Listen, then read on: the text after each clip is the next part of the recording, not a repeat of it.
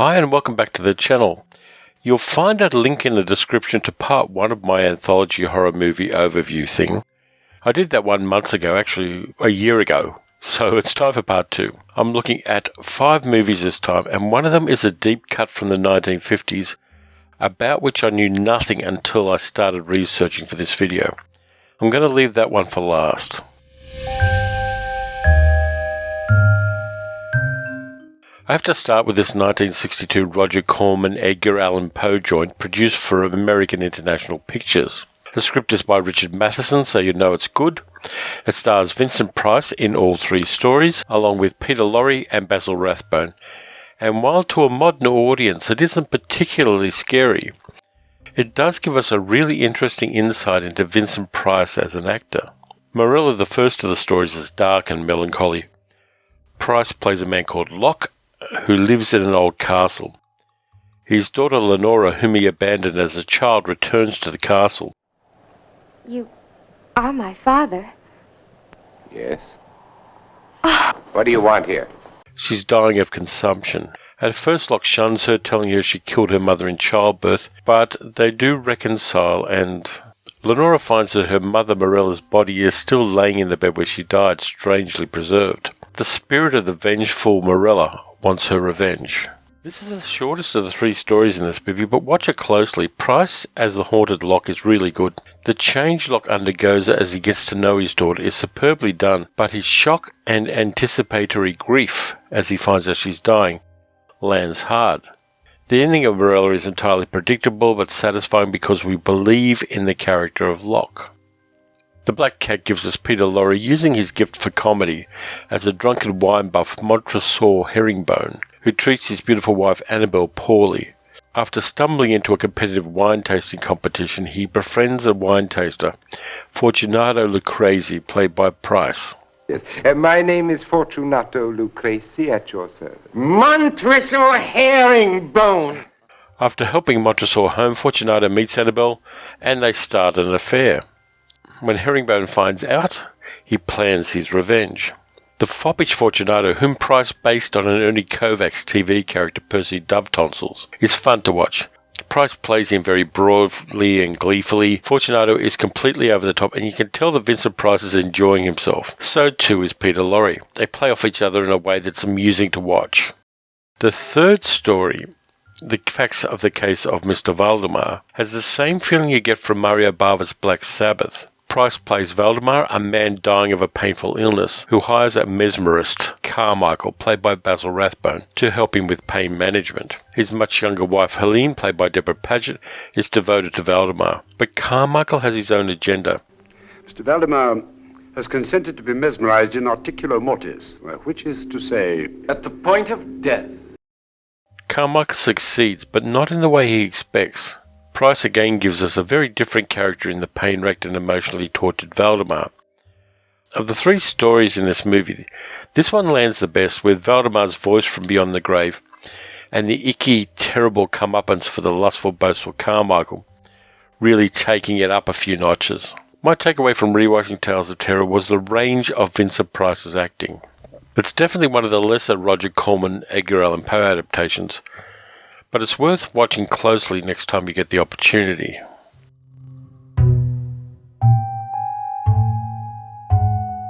As IMDb tells us, this Amicus Portmanteau horror movie doesn't have a drop of blood in it in spite of the title. The script is by Robert Bloch, who we all know wrote Psycho among many other good horror stories, and the frame narrative this time is a ramshackle country house which is rented out to the people in the stories. The house isn't exactly haunted, but it has an influence on those who live in it. In the first story, Denholm Elliott plays a horror author who creates a new monstrous character called Dominic, played by Tom Adams, whom he starts seeing in the real world. His wife is worried about him and his psychiatrist tries to help. This one is a by-the-numbers Amicus story with a twist from Les Diaboliques, given an extra twist on the end of it. In the second story, Peter Cushing plays a retired stockbroker who moves into the house. He wants a quiet life, reading and listening to music and going for walks, and while on a walk in the local village, he visits a waxworks where one of the exhibits resembles a woman whom he loved many years before. an old friend of his, played by Joss Ackland, visits him and is also taken by the waxwork's resemblance to the woman that Cushing's character loved. This was made at a time when Peter Cushing was nursing his wife, who was quite ill at the time, and he brings some of that to his character. He gives us a quiet man haunted by lost love. The ending is entirely predictable, which is a little bit of a shame. The third story is the best of them. Christopher Lee plays a man called John Reed, a widower who lives with his young daughter Jane, played by Chloe Franks. He hires a teacher, Anne, played by Nori Dawn Porter, to tutor Jane. Anne soon finds out that Jane is scared of fire and is not allowed to play with non-educational toys or with other children. As Anne continues to teach Jane, she finds out that Reed is terrified of his daughter, and we soon find out why. This one lands well. Nori Dawn Porter's empathetic Anne and her rapport with Chloe Franks works well, and Lee gives us an interesting interpretation of the imperious but weak father. The final visual in the story lets our imagination fill in the gaps and imagine what's happening to Reed. This story also leaves a question unanswered. What happened to Anne and Jane after the events of the story? The fourth and final story in this movie is beloved by Doctor Who fans because it stars Jon Pertwee at the time he was playing the Doctor. In this one, he's a vainglorious horror film actor, Paul Henderson, who is looking for a very special cape to wear when he portrays a vampire in a cheaply made horror movie. Amicus uses the opportunity to have some digs at Hammer horror films. Pertwee's co-star in the movie is played by the lovely Ingrid Pitt, who's given not too much to do apart from being lovely. We also get Jeffrey Balden as the funereal proprietor of a costume shop. The plot here again is deeply predictable, and the story has its tongue firmly in its cheek. After The House That Dripped Blood, Amicus decided they needed to go harder in their anthology horror films. More horror, more gore, and for my money it paid off with the films they made well into the 1970s.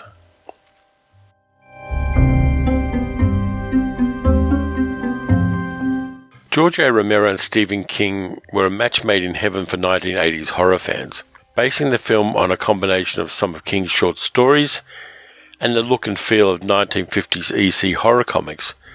Creepshow works, kind of. The frame story this time is a kid whose father, played by Tom Atkins, goes mad at him for reading horror comics. The kid is played by Stephen King's actual son, Joe Hill, who has since become quite a decent horror writer himself. The first story, Father's Day, was written by King especially for the movie, and for my money it's not great. A family gathers for an annual celebration. The matriarch of the family, Aunt Bedelia, played by Vivica Lindfors, is late. And among the gathered people we get a young Ed Harrison, and he's not really great in this one either. The dead patriarch of the family, played by John Lormer, was a manipulative old bastard who may have been killed by Aunt Bedelia. At the centre of this particular story, there's some really good improvised acting by Vivica Lindfors, as her drunken Aunt Bedelia sips Jim Beam and talks to the grave of the old man. It's acting that's kind of too good for this story, and yet it works really well. The upshot at the end of it's not entirely unpredictable.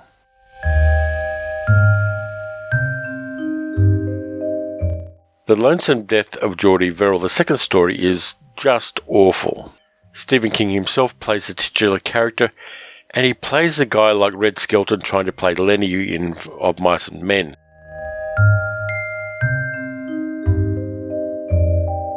Yeah, the story is supposed to be a humorous twist on the Blob, but King is painfully awful in this particular story. A better actor may have been able to get the audience to have some sympathy for the guy as the alien life form spreads over his farm and his body, but the results of this one, for me at least, are as funny as a positive biopsy, and about as entertaining as dropping a brick on your foot.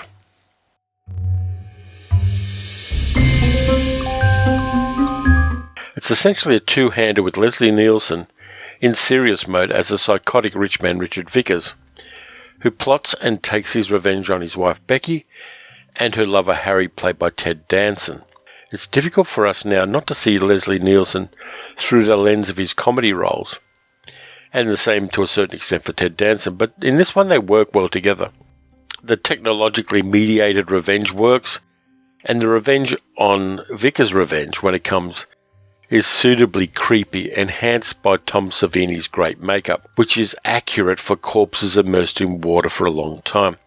to a wonderfully sickening degree. This one works, though there were some missed opportunities for Romero as a director to ratchet up the suspense when Vickers starts hearing noises in his house. The next story, The Crate, has good actors in it. Hal Holbrook as a Henpeck University lecturer husband, Fritz Weaver as his friend who finds a mysterious locked crate from an 1834 Arctic expedition, and we get Adrienne Barbeau as Holbrook's drunk and abusive wife Wilma. But at least Henry has me to take care of him, don't you, dear? The monster in the crate in this one is cool, the acting is great, but that trope about henpecked husbands taking revenge on wives by arranging their deaths is severely dated these days, and while I'm going to risk the ire of some of you watching this video, I have to say it's really misogynistic.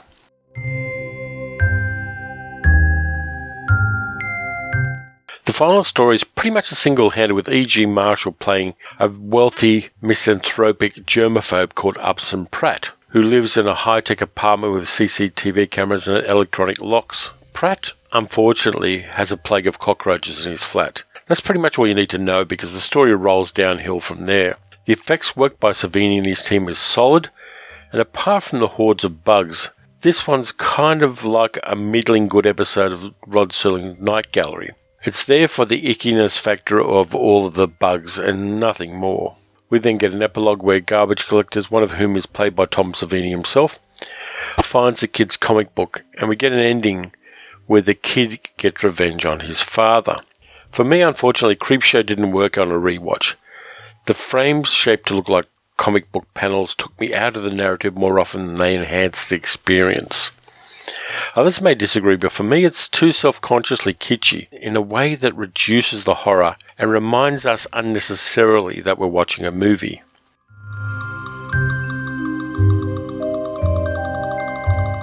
Rustic Candys' 1995 horror comedy anthology Tales from the Hood, produced by Spike Lee, is a strong movie which uses the experience of black people in the USA as an engine for four gruesome and sometimes funny tales of modern horror.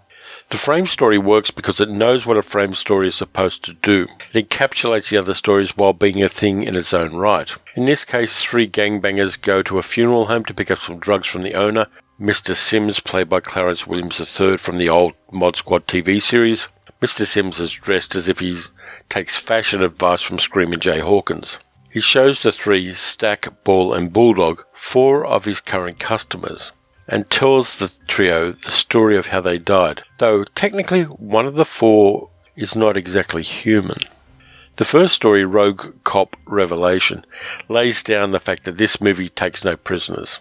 A black rookie cop sees three of his colleagues murder and discredit a black civil rights leader. He keeps his mouth shut, but he quits the force and becomes an alcoholic. A year to the day after the murder, a mural of the dead man talks to Clarence and tells him to bring the three cops to his grave. Clarence does this, and the cops desecrate the grave, but then things go awry. This story is hardcore. It pulls no punches. It lays out a moral agenda and delivers on it. And to add to the power of it, the use of Billie Holiday's bleakest song, Strange Fruit, adds to that power. The next story, Boys Do Get Bruised, resonates with me personally. A little boy called Walter goes to a new school. His mother has a new partner, and Walter's teacher, Mr. Garvey, notices that Walter draws pictures of monsters. When the boy is bullied by other school kids, the teacher, played by the director Rustic Candys, notices that not all of Walter's bruises come from the schoolyard bullies. Mr. Garvey visits the family and speaks to Walter's mother and his brutal stepfather, played by David Allan Greer, and the encounter escalates until Walter himself intervenes. The resolution to this one is a surprise. To say more is a spoiler, but it's a bit wow. David Allan Greer, playing against type as the stepfather, is brutally effective. He's not playing Don No Soul Simmons in this one. The third story, KKK Comeuppance, melds the history of racism, a racist white politician, and a little bit of the Zuni fetish doll episode of Trilogy of Terror into an effective little morality tale. Corbin Burnson plays Duke Metcalfe, a southern senator who lives in an old plantation house that has a hideous history. At the end of the Civil War, the plantation owner killed the people he kept enslaved, so they would never be free. The sole survivor of this massacre, an old woman, made dolls representing each of the murdered people, and legend said that the souls of the people reside in those dolls. Edgar tries to find the dolls to sell them but wasn't able to, and you can figure out the rest from here. Using puppets and stop-motion animation, the dolls in this one are creepy AF, and the use of a mural on the wall of the mansion to show the woman with her dolls adds to the eeriness of the story. The final story is the darkest of them all. A gangster, Crazy K, also known as Jerome, is given life in prison for murders he's committed. A scientist called Dr. Cushing, played by Rosalind Cash, offers him time off his sentence for undergoing a behaviour modification experiment. He agrees and is thrown into a nightmare of sensory deprivation and physical and psychological torture that includes montages of real-life lynchings, black people being beaten by the police, and other historic brutalities. Jerome is then confronted by all the people he had killed. When he refuses to accept responsibility for his actions, he finds out the truth about the experiment, which directly links into the frame story in Simpson's funeral home, and a wonderfully evoked ending to the movie. Tales from the Hood, with its blending of the history of African Americans and old-school horror, is something special. There were 2 sequels made, which I haven't seen yet, though I hear the number 3 is better than number 2. The first movie, however, takes the genre seriously, and for me, it's a top-tier anthology horror film, if for nothing else than its inescapable honesty.